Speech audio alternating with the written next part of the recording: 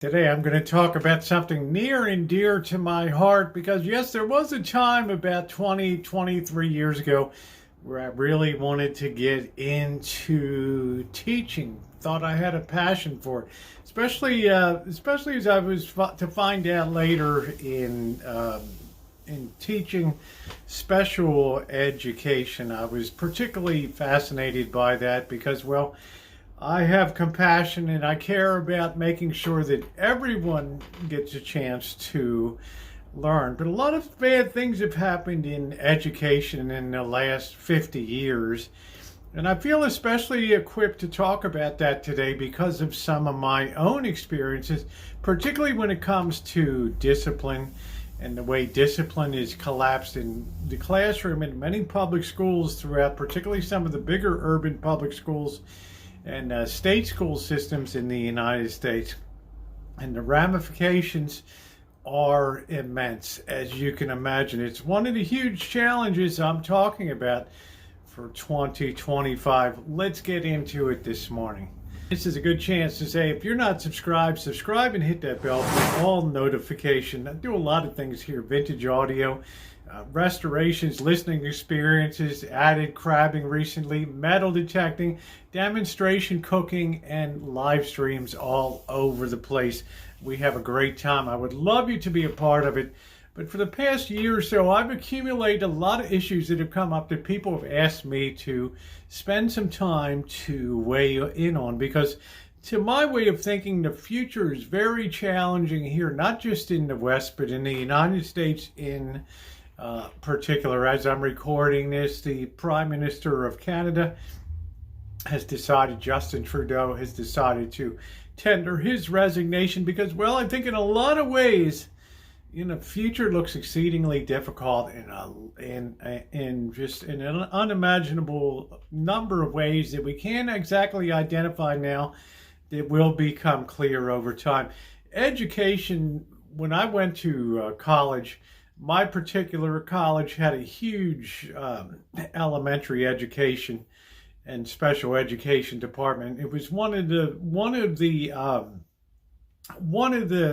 points of our school that really made it stand out was it did a great job of preparing students to be teachers. But a lot of things changed about that, and a lot of people go into teaching with expectations that you're going to be able to teach.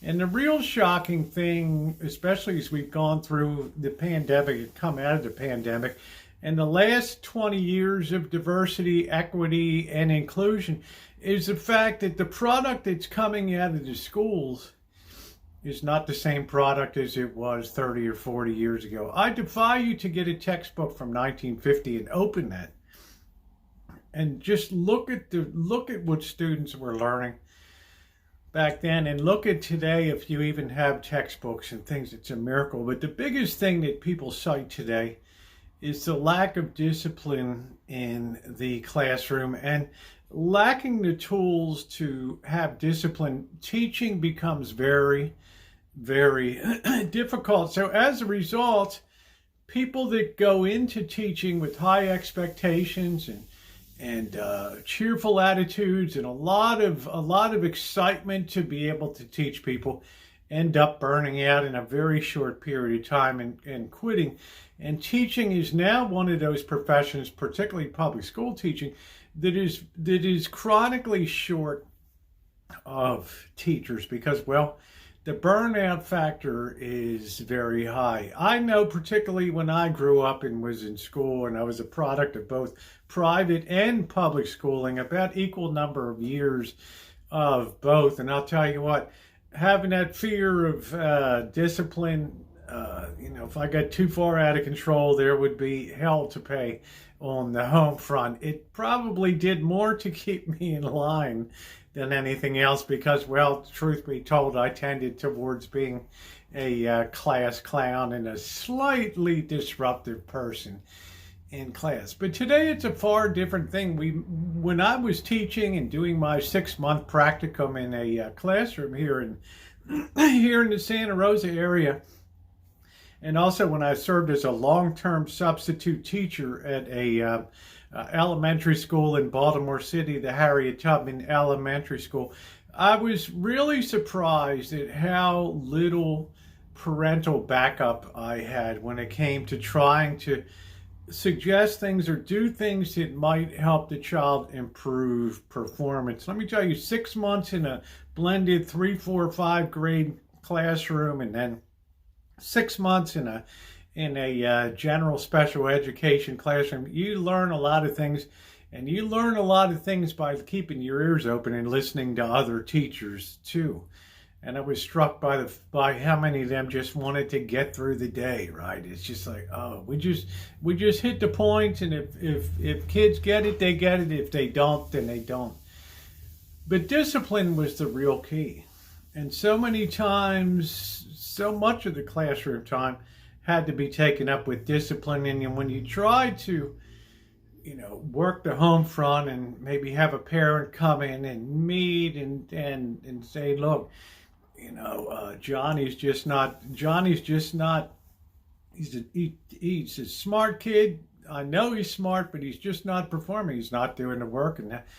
And the parent would throw up their hand and say, well, what am I supposed to do, right? That's your job. You teach him, right? I can't do nothing with him at home. And this was a very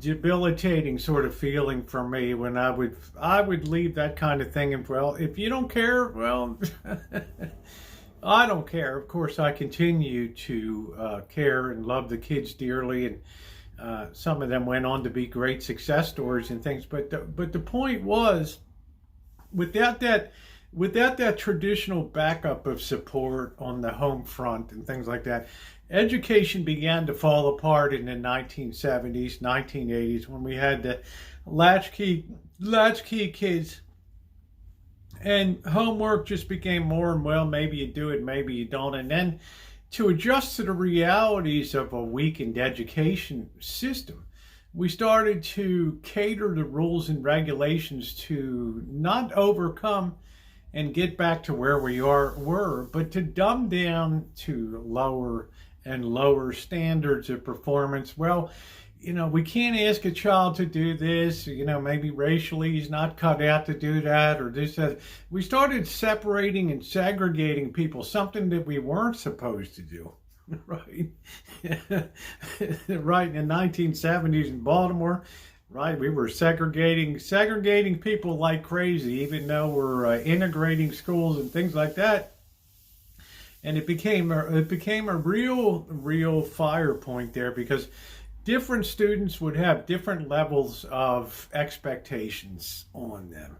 And usually that would be adjusted within a classroom setting. But now it was broad-based, like, we're going to start reducing our testing. We don't think testing is equitable when it comes to what a child really knows. Well, one thing a lack of testing does, it certainly shields teachers from accountability in many ways, because, well, if you don't really know how kids are doing in a standardized way, well, why blame me? Okay, just make sure you give me a big raise next year. I'm doing my best in here, which no doubt many teachers are. But we've seen this trend of down. In California, you no longer had to have certain requirements to be a substitute teacher. And New York, and particularly New Jersey, starting January 1st of 2025, teachers no longer have to be subjected to a test of basic proficiency in math and English and reading and things like that. And it's like, what's the point, right? What's the point? You're not attracting the best and the brightest anymore. You're fulfilling required public mandates to educate children until the age of 16, but you're basically throwing up your hands and saying, we don't care about the product that's coming out anymore. We just hit the points and we hit the letter of the law and we're good to go. And who cares anyway? This kid's a pain in the ass. This kid's a discipline problem. I can't wait till all this is done and I can retire and move away from teaching. Teaching used to be a passion, okay? And then when it became confrontational with states and you started to have agendas that were foisted onto education and you stopped disciplining children, oh, you can't do that, you can't say anything that, might hurt a child's sense of well-being or whatever, the wheels just totally fell off the cart. And we probably have the most undereducated generation on balance since public schooling began at the turn of the 20th century and through history. It's absolutely scary now because there's so many stories come out of on a college level where the students aren't able to read and understand with comprehension anymore, and be able to write coherently and put their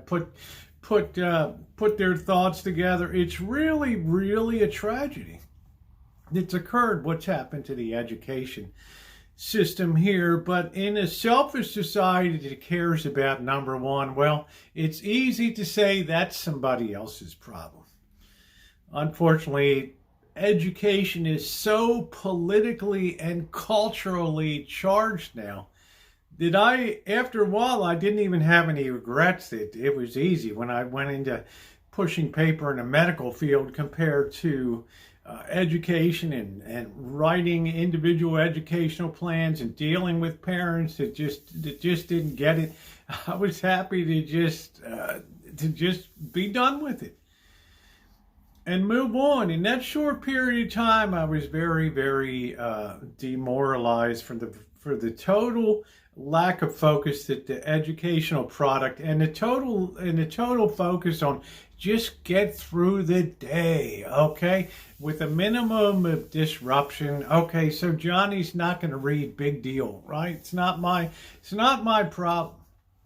And now it's so politically charged with unions and the power, and in New Jersey, the union set the standard. No, we don't need to have testing of proficiency for English and mathematics anymore. Well, do you want them teaching your grandkids, great-grandkids, or whatever? It's not a recipe for a bright future. And it's another thing that, well, one way or another, it's going to have to change. And people can't wonder why people flee to get vouchers and flee to private schools and things like that, because those are people that care about the educational welfare of their children, okay? It's really a bad brew that's been going on these days, but I thought I would discuss a little bit about that today because I have observed education, particularly elementary education, for over 40 years now. Been involved in it, studied it, kept my finger in it, kept an eye on it.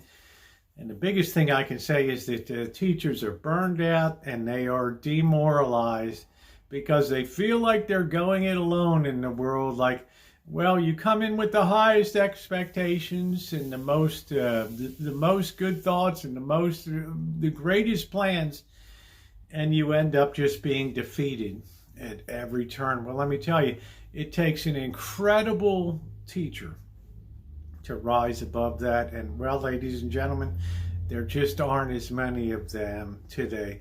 So the whole program is a mess. And what's really tragic is that it gets worse every year. Not going to have teachers. You're always going to have a teacher deficiency because, well, teachers used to worry about, right, whether Johnny's going to pass mathematics. Now they have to worry if they're going to get the hell beaten out of them in the classroom by a student gone wild, or worse, potentially targeted with violence or something like that. Well, it's all part and parcel to losing the ethics in society. And well, we all know what that stems from. When you can't teach ethics and right from wrong anymore in schools, you get what you get. The whole base root problem of the lack of progress and the huge going backwards in education can all be attributed to that. A lack of respect and a lack of ethical treatment and a feeling of who cares. Anyway, that's my opinion today. I always look forward to your comments down below. Be nice in the comment section. I pride myself on having a channel. Everybody's opinions are welcome as long as we're not harsh and tearing each other apart. Well, there's my take on education. And I know a little bit about what I speak about because of my own past. So once again, if you're not subscribed, subscribe and hit that bell for all notifications. We'll be talking about more challenges facing in the future and what it all means for the future, not just of the United States, but, well, Western civilization as a whole. Thanks for watching, everybody.